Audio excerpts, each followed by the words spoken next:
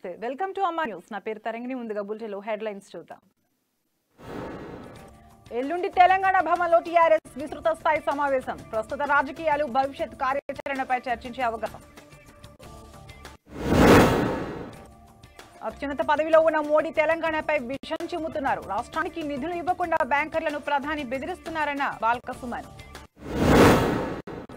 పోలవరం ప్రాజెక్టుపై మంత్రి హరీష్ ఆసక్తికర వ్యాఖ్యలు ఇంకా 5 ఏళ్లైనా పోలవరం పూర్తి కాదంటూ ఎద్దేవా సమాజాన్ని ముందుకు తీసుకుపోయే శక్తి సామర్థ్యాలు మహిళలకు ఉన్నాయి తెలంగాణ ప్రభుత్వం మహిళలకు పెద్దపీట వేసిందన్న MLA Bhupal Reddy farm house కేసులో దర్యాప్తు వేగవంతం పలు రాష్ట్రాల్లో 7 సిట్ బృందాల సోదాలు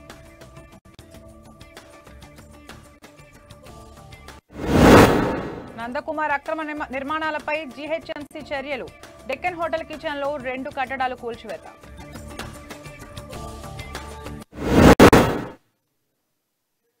ఇక డీటెయిల్స్ చూస్తే తెలంగాణ భవన్లో మంగళవారం మధ్యాహ్నం 2 గంటలకు టీఆర్ఎస్ విస్తృత స్థాయి సమావేశం జరగనుంది పార్టీ అధినేత ముఖ్యమంత్రి కేసీఆర్ అధ్యక్షతన జరిగే ఈ సమావేశానికి పార్టీ ఎంపీలు ఎమ్మెల్యేలు ఎమ్మెల్సీలతో పాటు రాష్ట్ర కార్యవర్గ సభ్యులు హాజరు కానున్నారు సమావేశంలో పార్టీకి సంబంధించిన పలు అంశాలపై చర్చ జరగనున్నట్లు సమాచారం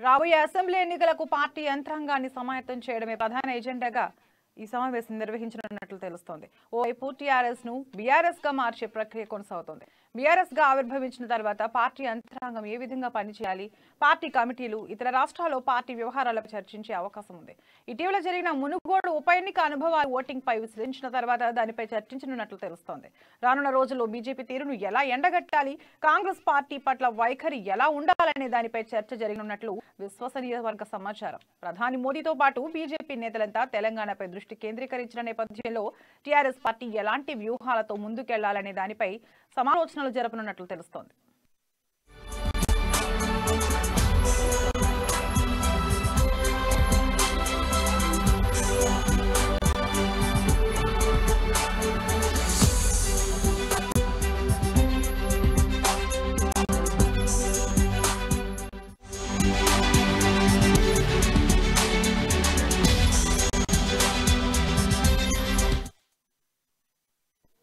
ఆంధ్రప్రదేశ్లోని పోలవరం ప్రాజెక్టుపై రాష్ట్ర వైద్య ఆర్థిక శాఖ మంత్రి హరీష్ రావు ఆసక్తికర వ్యాఖ్యలు చేశారు ఇంకా 5 ఏళ్లైన పోలవరం ప్రాజెక్టు పూర్తి కాదని మంత్రి హరీష్ రావు తెలిపారు సిద్దిపేట జిల్లా చిన్న కోడూరు వ్యవసాయ మార్కెట్ నూతన పాలకవర్గం ప్రమాణ స్వీకారోత్సవంలో మంత్రి హరీష్ రావు ఈ వ్యాఖ్యలు చేశారు కాళేశ్వరం ప్రాజెక్టు వల్ల 1 ఎకరాకు కూడా సాగునీరు అందలేదని కొందరు అంటున్నారని అలాంటి వాళ్ల చెంప చెల్లుమనిపించాలని మంత్రి హరీష్ రావు అన్నారు ఢిల్లీలో గాంధీ భవన్ లో కూర్చొని మాట్లాడితే ఏం తెలుస్తుందని ఎద్దేవా చేశారు కాళేశ్వరం ప్రాజెక్టుపై గ్రామాల్లో టీఆర్ఎస్ నాయకులు చర్చ పెట్టి ఇతర పార్టీల నాయకుల చెంప చెల్లుమనిపించాలని చెప్పారు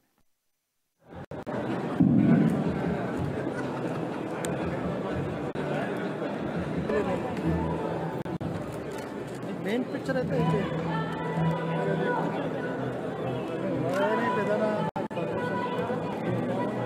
అందరు పెట్టారు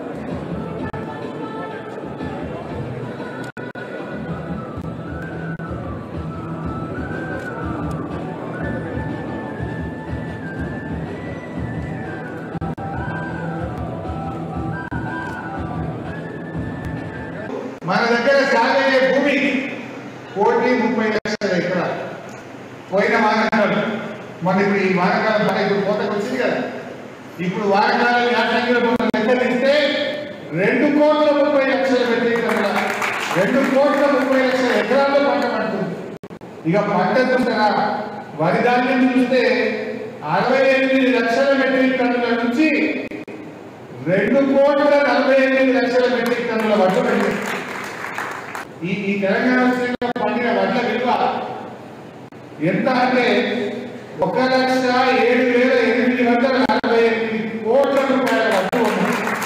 ఢిల్లీలో ఉండే కేంద్ర ప్రభుత్వం వడ్లు పంటలు శాతకాలం చేసింది.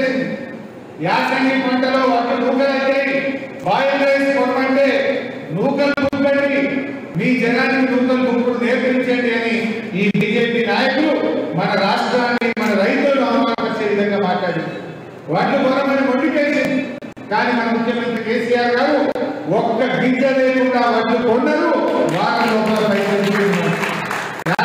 ఏమిచ్చింది బీజేపీ?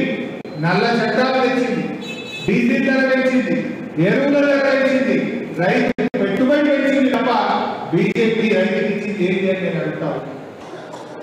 పోలవరం ప్రాజెక్టు ఆంధ్ర దేశ ప్రధానిగా అత్యున్నత పదవిలో ఉండి మోదీ తెలంగాణపై విషం కక్కుతున్నాడని ప్రభుత్వ విప్ బాల్క సుమన్ ఆగ్రహం వ్యక్తం చేశారు. నీతి ఆయోగ్ సిఫార్సు చేసిన మిషన్ కాకతీయకు 5,000 కోట్లు, మిషన్ భగీరథకు 19,000 కోట్ల రూపాయల నిధులు వెంటనే విడుదల చేయాలని డిమాండ్ చేశారు. తెలంగాణకు నిధులు ఇవ్వకుండా బ్యాంకర్లను మోదీ బెదిరిస్తున్నారని బాల్క సుమన్ ఆరోపించారు.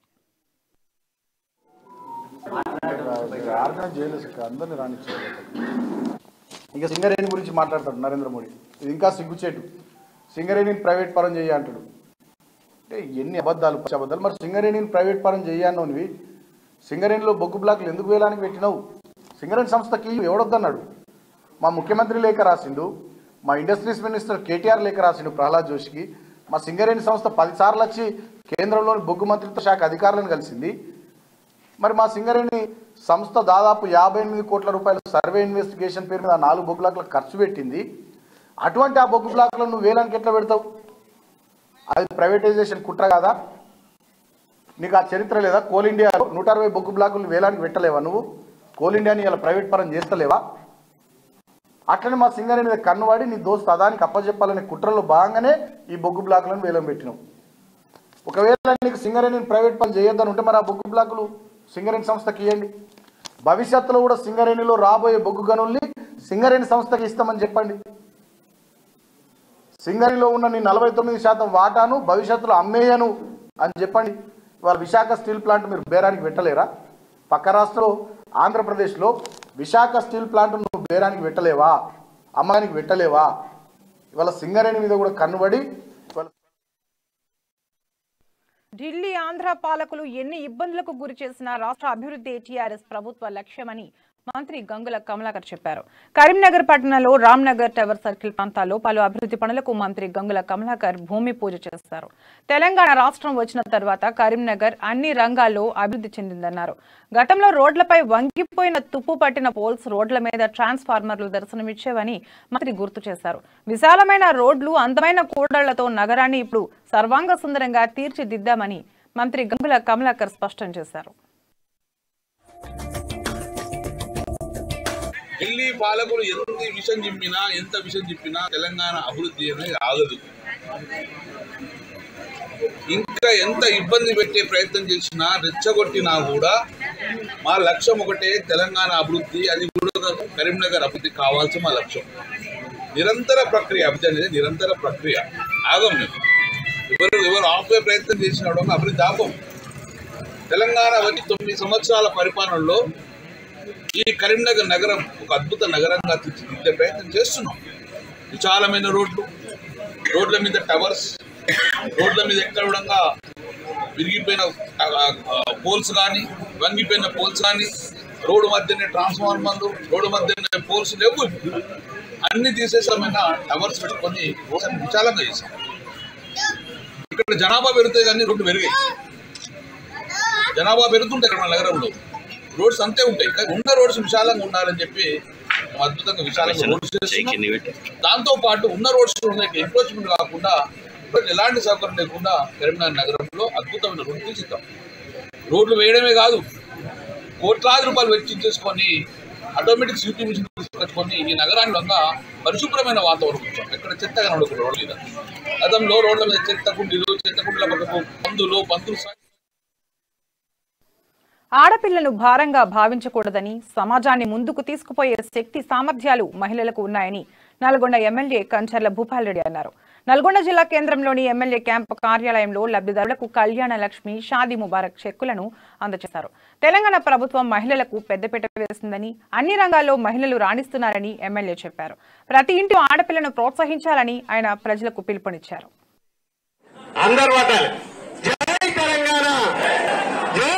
ఆడబిడ్డ పెళ్లి చేస్తే రూపాయి ఇచ్చిర్రా, మరి ఇస్తున్న నాయకుడిని మన కడుపు నిండా మరి గుండె నిండా మనం ఎప్పుడు తలుచుకోవాలా వద్దా? ఇక్కడి నుంచి రావాలి సౌండ్, అక్కడి నుంచి తక్కువ రావాలి. తలుచుకోవాలా వద్దా? ఈ మధ్యకాలంలో ఏంటంటే ఇచ్చింది తీసుకుంటారు, ఇంట్లో వేసుకుంటారు, మళ్ళీ మర్చిపోతారు. అసలు కళ్యాణ లక్ష్మి ఎందుకు వచ్చింది? కళ్యాణ లక్ష్మి ఎందుకు ఇచ్చింది? ఈ తెలంగాణ ఎందుకు వచ్చింది? తెలంగాణ దేనికోసం తెచ్చింది? ఈ 4 విషయాలు అయితే మీరు తెలుసుకోవాలా వద్దా? ఈయన తెలుసుకున్న విషయాలు మీ మనసులో పెట్టుకోవద్దు. ఈయన చెప్పిన ప్రతి మాట, నేను చెప్పిన ప్రతి మాట నిజమైతేనే మీరు గ్రామాలలో ఒక 10 మందికి చెప్పాలి. ఇక నల్గొండ ఎమ్మెల్యేకి ఇట్లా మాట్లాడిందే, మరి ఆయన చెప్పిన దాంట్లో ఇది కరెక్ట్ ఉంది, ఇది వాస్తవం ఉంది, మరి నన్నైతే ఒక 10 మందికి చెప్పమన్నాడు. మీరు ఒక ఖమ్మం జిల్లా నేలకొండపల్లి మండలం రాజేశ్వరపురం వద్ద ముదుకన్ షుగర్ ఫ్యాక్టరీలో చెరుకు క్రషింగ్ ను ఖమ్మం ఎంపీ రామ నాగేశ్వరరావు ప్రారంభించారు. షుగర్ ఫ్యాక్టరీకి ఈ సీజన్లో 4.5 లక్షల టన్నుల చెరుకు వస్తుందని ఎంపీ చెప్పారు. రైతులు కూడా ఫ్యాక్టరీని తమదిగా భావించాలని సూచించారు. రైతులకు విద్యుత్, సాగునీరు విషయంలో గతంలో లాగా సమస్యలు లేవని నామా నాగేశ్వరరావు వివరించారు. చెరుకు రేటు విషయం ఫ్యాక్టరీ యాజమాన్యం రైతులు కూర్చుని నిర్ణయించుకోవాలని నామా నాగేశ్వరరావు సూచించారు.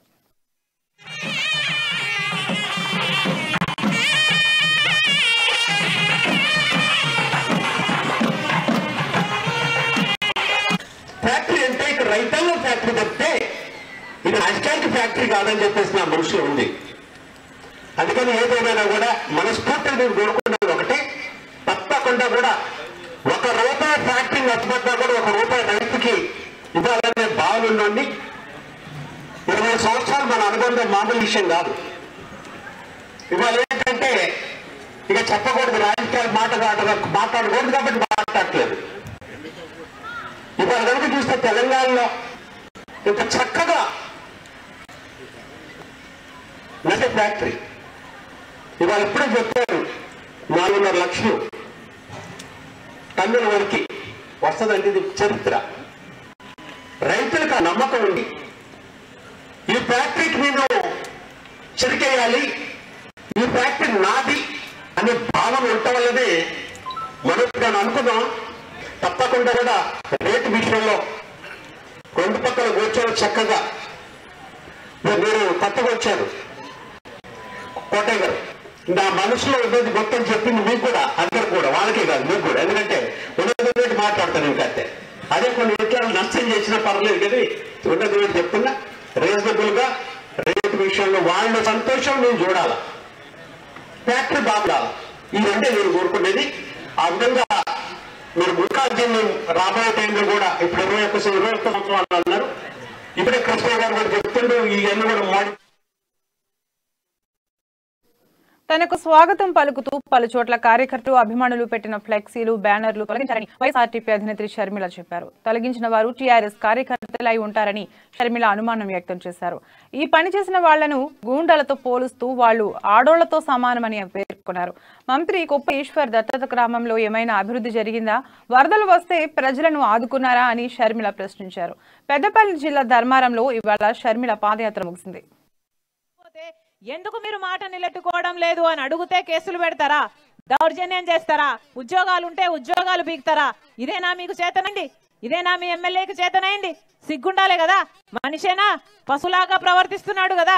అసలు దమ్ముంటే నాయకుడైతే ప్రజలకు మేలు చేయాలి, ప్రజల కోసం నిలబడాలి. నేను ఈ పథకాలను అందించానని చెప్పాలి. అఫ్చేమా ప్రజల కోసం నేను ఇన్ని డబుల్ బెడ్రూమ్ ఇల్లులు కట్టానని చెప్పాలి. ఇంతమంది 3 ఎకరాల భూమి ఇచ్చానని చెప్పాలి. ఇంతమందికి దళిత బంధు ఇచ్చానని చెప్పాలి. ఇంతమంది బిడ్డలకు ఉద్యోగాలు ఇచ్చామని చెప్పాలి. ఇంతమందికి పెన్షన్లు ఇస్తున్నామని చెప్పాలి. అసలు మా గ్రామాలలో పెన్షన్లు కావాలని అప్లికేషన్లు పెట్టుకున్న వాళ్ళకు ప్రతి ఒక్కరికి మేము ఇస్తున్నామని చెప్పాలి. ఇంతమంది బిడ్డలు ఉన్నాయే, ఇంతమందికి అవసరాలు ఉన్నాయే, ఒక్క అవసరమైనా తీర్చిండా? కనీసం ముంపుకు గురైతే ఈ గ్రామం అంతా మునిగిపోతే ఒక్కరికైనా ఒక్క రూపాయినా సాయం చేసిండా ఈ దిక్కుమాలిన ఎమ్మెల్యే? ఎందుకుండాలే వీళ్ళకు పదవులు? ఈరోజు రాజశేఖర రెడ్డి బిడ్డ పాదయాత్ర చేస్తుంది. శాంతియుతంగా నిరసన వ్యక్తం చేస్తున్న కాంగ్రెస్ నేతలను పోలీసులు అరెస్ట్ చేయడం దారుణమని కాంగ్రెస్ పార్టీ కరీంనగర్ జిల్లా అధ్యక్షుడు డాక్టర్ సత్యనారాయణ అన్నారు. పార్టీ అధిష్టానం పిలుపు మేరకు రాష్ట్రంలో రోడ్లు కల్వర్ట్లను మరమ్మతులు చేయాలనే అంశంపై శాంతియుతంగా నిరసన దీక్ష చేపట్టామన్నారు. గన్నేరువరం నుండి గుండపల్లి వరకు రోడ్లను వెంటనే నిర్మాణం చేపట్టాలని ఆయన డిమాండ్ చేశారు.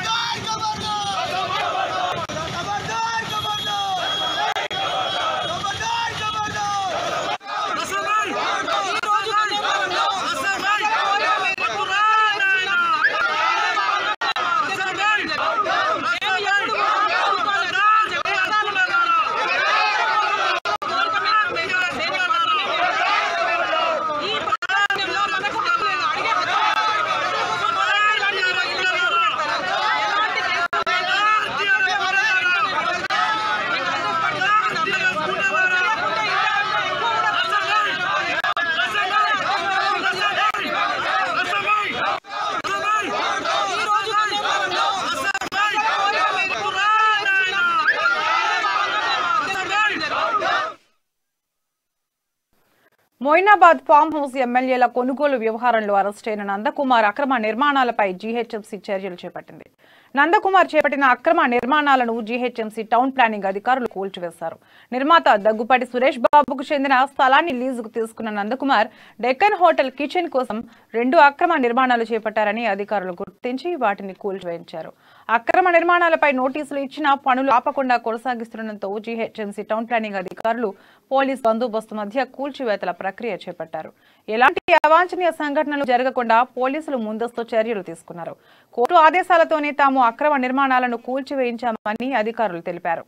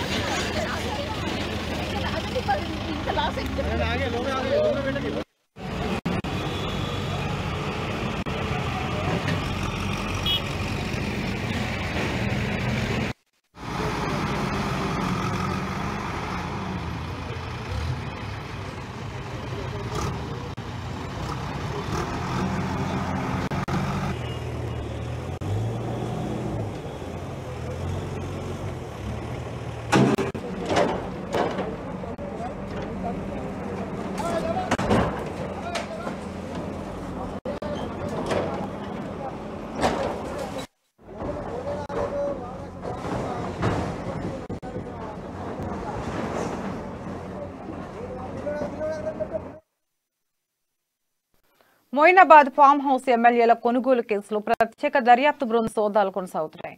సిట్ అధికారులు 7 బృందాలుగా విడిపోయి సోదాలు నిర్వహిస్తున్నారు. ఏపీ, హర్యానా, కేరళ, కర్ణాటకతో పాటు హైదరాబాద్ లోనూ సోదాలు జరుపుతున్నారు.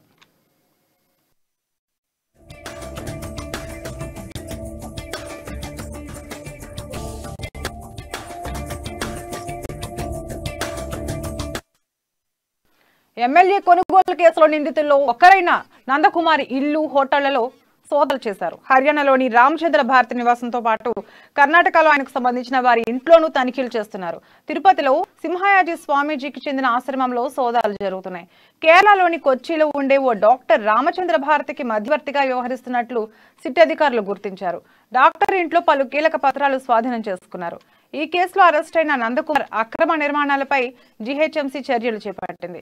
నందకుమార్ చేపట్టిన అక్రమ నిర్మాణాలను జీహెచ్ఎంసీ టౌన్ ప్లానింగ్ అధికారులు కూల్చేశారు. సిట్ ఏర్పాటు చేసినప్పటి నుంచి దూకుడుగా వ్యవహరిస్తున్నారు పోలీసు అధికారులు. దర్యాప్తులో భాగంగా త్వరలోనే మరికొన్ని అరెస్టులు ఉండే అవకాశం ఉన్నట్లు తెలుస్తోంది.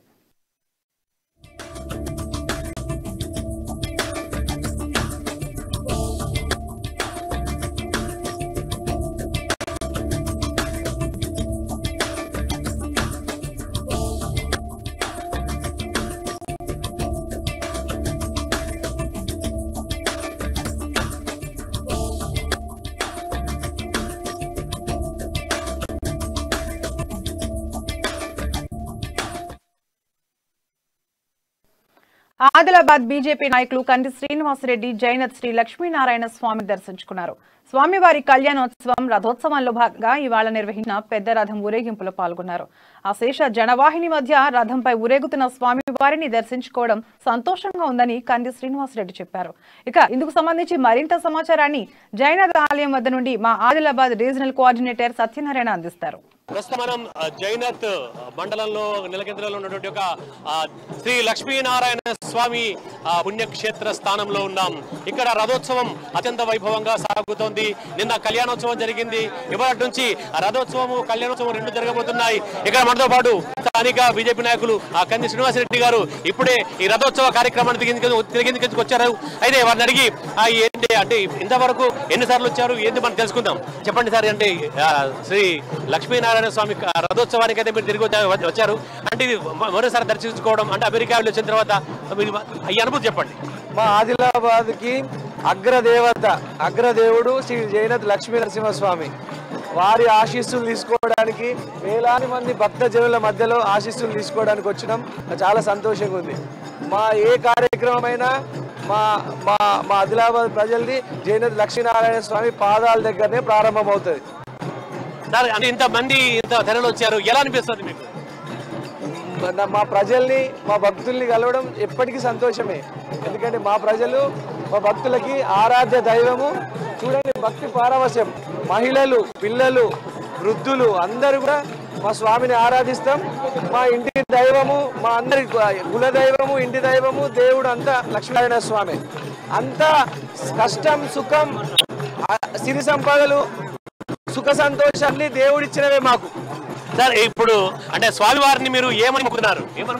మా ఆదిలాబాద్ ప్రాంత ప్రజలు, వృద్ధులు, పిల్లలు, మహిళలు, అన్నదమ్ములు, అక్కచెల్లెలు అందరూ సుఖ సంతోషాలతో, సిరి సంపదలతో తురతూగాలని ఆ దేవుని ప్రార్థిస్తున్నాను ఎప్పటికీ కూడా. అది ఇంకా మనతో పాటు చాలా మంది భక్తులు ఉన్నారు, అది తెలుసుకుందాం. చెప్పండి, మీకు ఎలా అనిపిస్తుంది? అయితే ఇక్కడ మనం చూస్తున్నాం, అక్కడ ఒకవైపు కోలాటాల నృత్యాలు, మరోవైపు డప్పు చప్పుళ్ళు, ఇంకా మరొక వైపు నుంచి మహిళల యొక్క నృత్యాలు, వీటన్నిటి మధ్య ఇక్కడ ఇసుకేశ్వరానంద జనం ఆ యొక్క శ్రీ లక్ష్మీనారాయణ స్వామిని తలుచుకుంటూ నమో నారాయణ శ్రీ లక్ష్మీనారాయణ స్వామికి జై అంటూ భక్తజనం ముందుకు కదులుతోంది. ఇందాకే రథోత్సవం కూడా ఇప్పుడే ఇంతకు ముందే ప్రారంభమైంది. ఇక్కడ మనం చూస్తున్నాం, అక్కడ బంగ్లాపై నుంచి, ఆ తర్వాత డాబాపై నుంచి ఆ శేషంగా తరలి వచ్చినటువంటి ఈ యొక్క జైనత్ మండలమే కాకుండా ఆ చుట్టుపక్కల ప్రాంతాల నుంచి వచ్చిన అనేక మంది ఇటు పొరుగున ఉన్నటువంటి మహారాష్ట్ర, అలాగే చుట్టుపక్కల బేలా, జైనాథ్, తర్వాత ఆదిలాబాద్ పట్టణం, రూరల్, ఈ మొత్తం తాంసీ, తలమడుగు, భీంపూర్ అన్ని మండలాల నుంచి కూడా ఆ భక్తజనం భారీగా తరలించారు. వాళ్ళంతా కూడా శ్రీ లక్ష్మీనారాయణ స్వామి యొక్క రథోత్సవాన్ని వెలిగించేందుకు, తర్వాత నిన్న ఆ స్వామివారి కళ్యాణం చూశారు. అలాగే ఈ యొక్క జాతర 4 రోజుల పాటు ఇక్కడ జాతర కొనసాగుతుంది. ఈ జాతర కార్యక్రమాన్ని కూడా చూసేందుకు భక్తులైతే భారీగా తరలి వస్తున్నారు. కెమెరా పర్సన్ అవినాష్ రెడ్డితో సత్యనారాయణ, అమ్మా న్యూస్, ఆదిలాబాద్.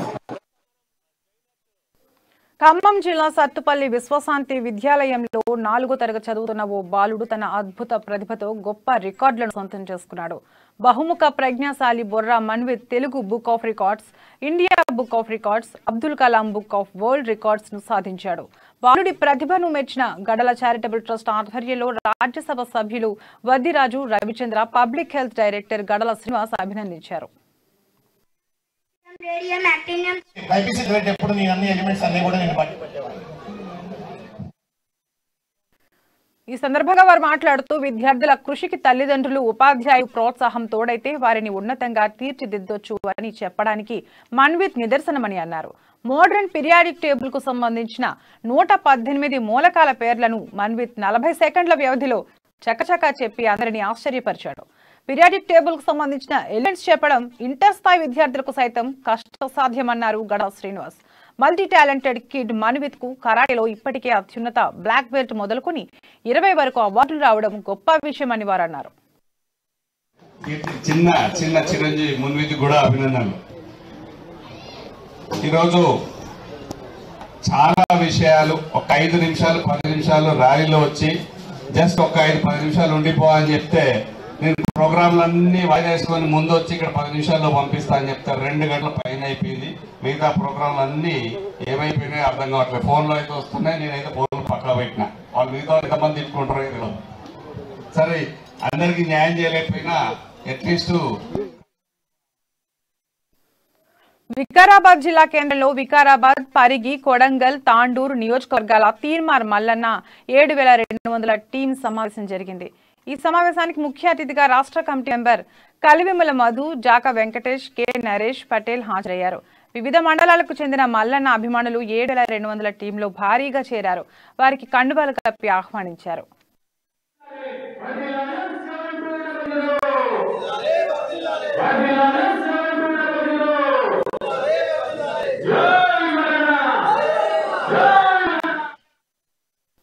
ప్రతి పేదవాడికి ఉచిత విద్య, ఉచిత వైద్యం, సత్వర న్యాయం, అవినీతి లేని రాజకీయ వ్యవస్థను తయారు చేయడమే 7200 మూవ్మెంట్ ప్రధాన లక్ష్యమని వారు చెప్పారు.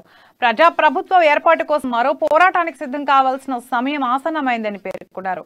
ఈ నెల 26న తీన్మార్ మల్లన్న చేపట్టనున్న 7200 మహాపాదయాత్రలో అధిక సంఖ్యలో పాల్గొని విజయవంతం చేయాలని వారు పిలుపునిచ్చారు. ఈ సందర్భంగా వికారాబాద్ జిల్లా అధ్యక్షునిగా గణపురం శ్రీనివాస్ ను ప్రకటించారు.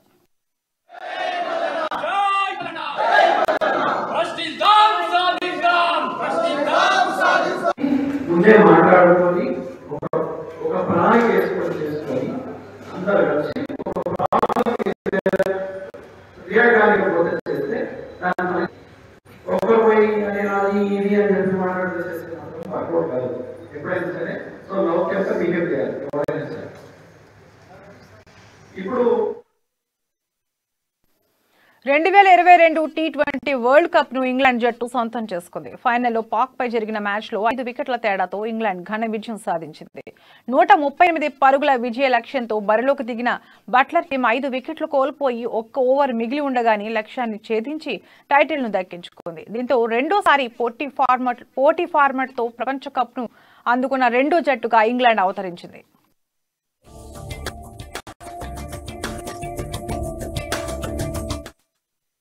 పాకిస్తాన్ తో జరిగిన ఫైనల్లో ఆల్రౌండ్ షోతో అదరగొట్టి 5 వికెట్ల తేడాతో విజయం సాధించి టైటిల్ ని అందుకుంది ఇంగ్లాండ్ టీం. బ్యాటింగ్ చేసిన పాకిస్తాన్ నిర్ణీత ఓవర్లలో 8 వికెట్ల నష్టానికి 137 పరుగులు చేసింది. ఈ లక్ష్యాన్ని ఇంగ్లాండ్ ఓవర్లలో 5 వికెట్లు కోల్పోయి 1 ఓవర్ మిగిలి ఉండగానే ఛేదించింది. ఇంగ్లాండ్ బ్యాటర్లలో బెన్ స్టోక్స్ 49 బంతుల్లో 5 ఫోర్లు 1 సిక్స్ సాయంతో 52 పరుగులతో అజేయంగా రాణించాడు. బట్లర్ 26 పరుగులు, బ్రూక్ 20, మొయిన్ అలీ 19 పరుగులు చేసి స్టోక్స్ కు సహకరించడంతో వారికి విజయం సులువైంది.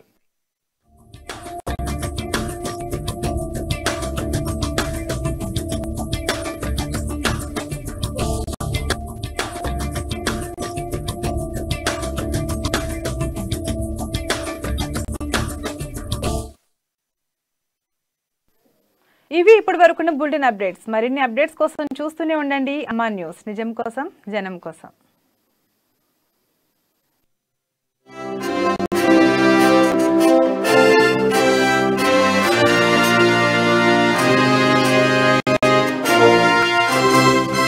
దమ్ము